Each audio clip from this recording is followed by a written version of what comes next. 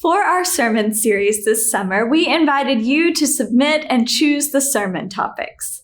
We told you that there were no questions too weird or too difficult to ask, and we meant it.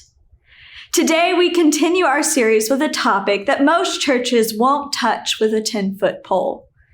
It's one that most Christians won't talk about in public, and I get it. It's a difficult, complicated issue that is often loaded with fear and shame. When we talk about abortion being pro-life versus being pro-choice, it stirs big feelings within us. So as we explore this topic today, I want to invite us into a safe space. A space where we listen with compassion. A space where we acknowledge that everyone here is carrying different experiences and emotions and beliefs with them. A space where we recognize that there are people with us who have had, have considered having, or are considering having an abortion. In this space, we choose compassion over shame. We choose to listen with open hearts and open minds. With all of that said, we're going to explore two main questions today. The first is, how can Christians think about abortion? And the second is, what is Jesus' interpretation of being pro-life? Questions about the ethics and morality of abortion are not new. Ancient Greek philosophers debated when life begins and when a fetus gets a soul. As far back as 1300 BCE, women in ancient Egypt and China had ways of preventing or terminating unwanted pregnancies. There were times when these practices were widely accepted, and times when they were widely stigmatized. Our current conversation about abortion is another moment in a long and ever-evolving history. Christianity has its own history of debating women's reproductive rights. Some early church fathers, such as Gregory of Nyssa and Clement of Alexandria, believed that life began at conception.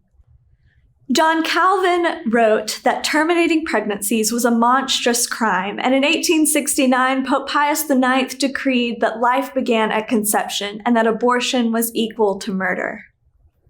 On the flip side, there were churches and Christians that supported a woman's right to access safe abortions.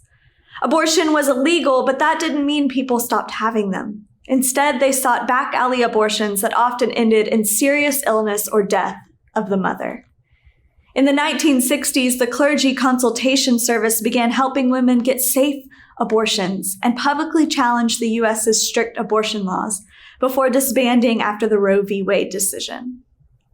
While there were many theological arguments surrounding abortion, we must acknowledge that some of the darker reasons people opposed abortion. For most of history, women have been considered the property of the men in their lives. Their role was to provide children for their husbands, and they had no say in their own reproductive decisions. During the time of American slavery, enslaved women were denied access to contraception and abortion because enslavers wanted to increase their number of enslaved people and sell those children to make money. Also in the late 1800s, many doctors refused to perform abortions for upper and middle-class white women because they believed white women had to continue having children so that people of color would not outnumber them. We cannot have a faithful conversation about the ethics of abortion access without naming the racist and misogynistic motivations that have influenced the regulation of women's reproductive rights. Many of the people who I just named would have self-identified as Christians, and we have to reckon with the harm they perpetuate in Jesus' name. In the United States, a huge turning point in the debate about abortion took place with the Supreme Court's 1973 ruling in Roe v. Wade that the Constitution protected a woman's right to abortion. They argued that the 14th Amendment's right to privacy includes abortion since it was a decision made in private between a woman and her doctor. Since that ruling, many Christians have been on the front lines of protests and spearheading attempts to overturn that decision. Ultimately, the 2022 Dobbs v. Jackson decision overturned Roe and gave states the right to regulate abortion access. This has led to a near total ban in 24 states, including Kentucky, where abortion is banned after 6 weeks of pregnancy. Our current situation has people feeling all kinds of ways: happy, confused, angry, afraid, and everything in between. In the midst of this, many Christians don't know how to feel or respond or think about abortion and reproductive rights. So today's conversation is really important. We can't not have it. We can't ignore what's happening and what might happen. We have to ask the difficult questions. So buckle up. Let's get to it. When we talk about the issue of abortion, we often start with the question of, is abortion right or wrong? And while that's an understandable and important question, it's ultimately the wrong question to ask. Christian social ethicist Rebecca Todd Peters points out that the question of whether to terminate a pregnancy only ever arises within the context of an individual woman's life when she is faced with an unplanned or medically compromised pregnancy. So instead of asking, is abortion right or wrong, some better questions to ask are, according to the Centers for Disease Control, nearly half of all U.S. pregnancies are unplanned. Why is that? Why are people deciding to terminate their pregnancies?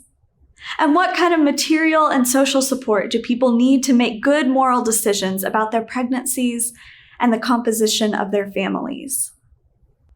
The question of is abortion right or wrong is so emotionally charged that we miss the bigger factors at play.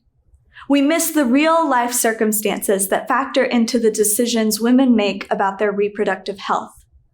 Things like unsafe environments in which to raise a child, lack of access to childcare, lack of financial resources, lack of familial or community support, domestic violence situations, lack of access to good health care, having non-viable pregnancies and pregnancies that put the person's health at risk, and finally, simply not wanting to have a child.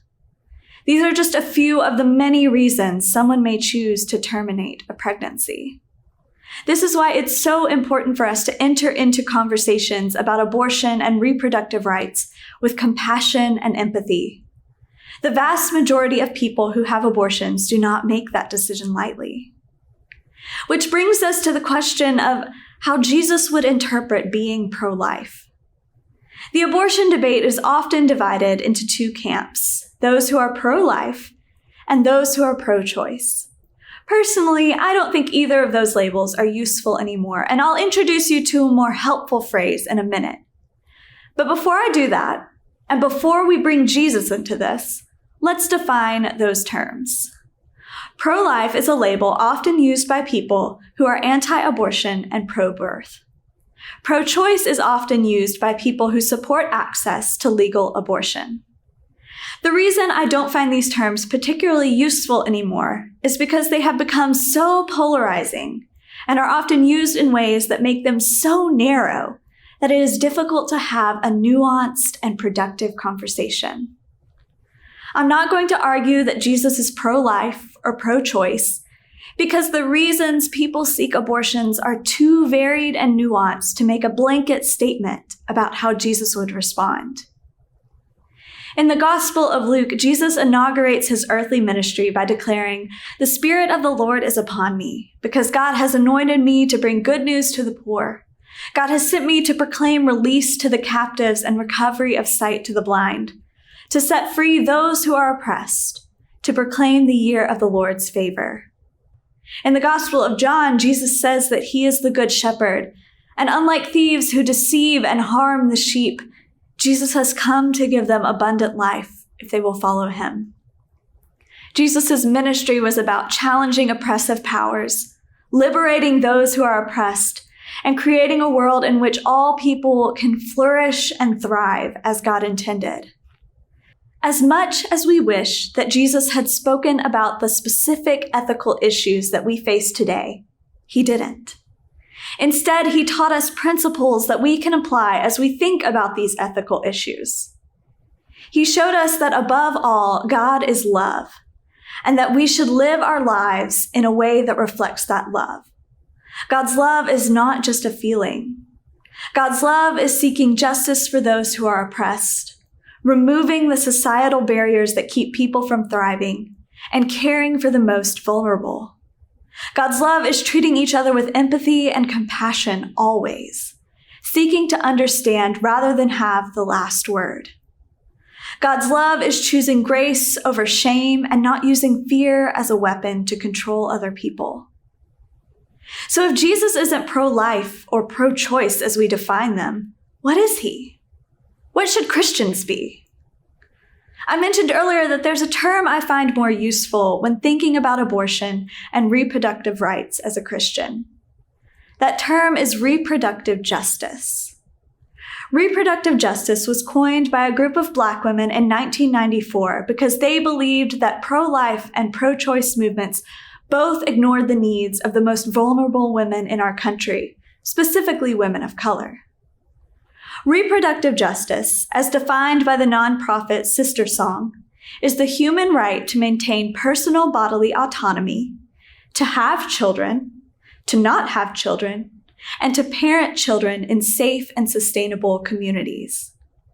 Reproductive justice isn't just about access to safe abortions. It's about access to contraception, comprehensive sex education, affordable and adequate prenatal and pregnancy health care, domestic violence assistance, living wages, safe homes, and so much more.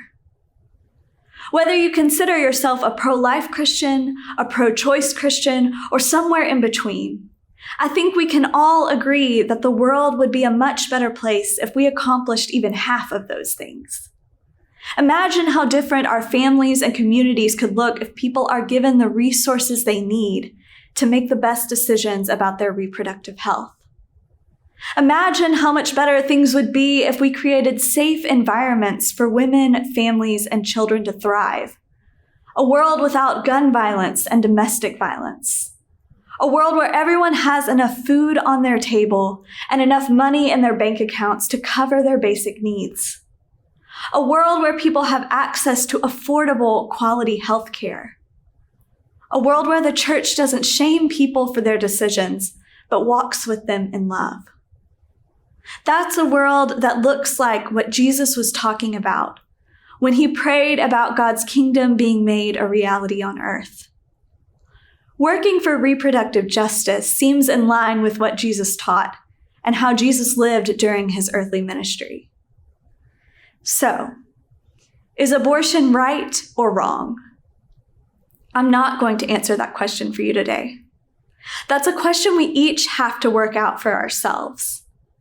But whether we think it is or it isn't, we all have a responsibility and a calling to care for people who decide to have an abortion. We have a calling to care for women and help them have access to the resources they need so that when they are put into a position of having to decide whether or not to end a pregnancy, it's truly a choice. And above all, we have a calling to be compassionate, especially when it comes to ethical questions that do not have cut and dried answers. Today's sermon may leave you with more questions than answers, but today I invite you to sit with that discomfort, to be open to thinking differently, and to figure out how you can be a part of making things better. Amen.